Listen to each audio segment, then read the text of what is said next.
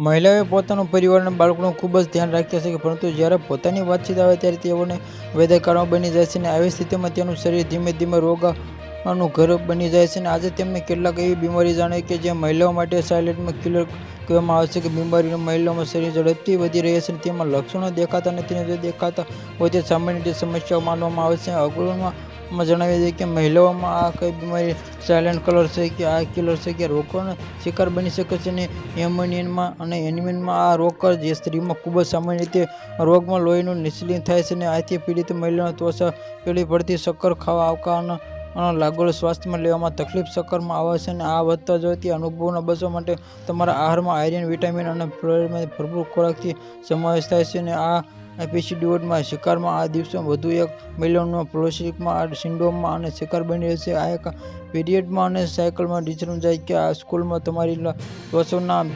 Menopause મહિલાઓને આ 42 વર્ષમાં પછી શરૂ થાય છે અને જીવનમાં એવો તબક્કો જેમાં દર મહિને સામનો કરવો પડે છે. મેનોપોઝ દરમિયાન સ્ત્રીઓના પીરિયડ બંધ થવા મેનોપોઝને કારણે હોર્મોન્સ નોંધાય અને આ હાડકાં નબળા અને ભડકા અને હાડકાંની મજબૂતી જાળવી રાખે. કેલ્શિયમ અને સૂર્યપ્રકાશ સાથે દૂધ, દહીં કે પનીર સ્વાસ્થ્યકર માનવામાં આવે છે.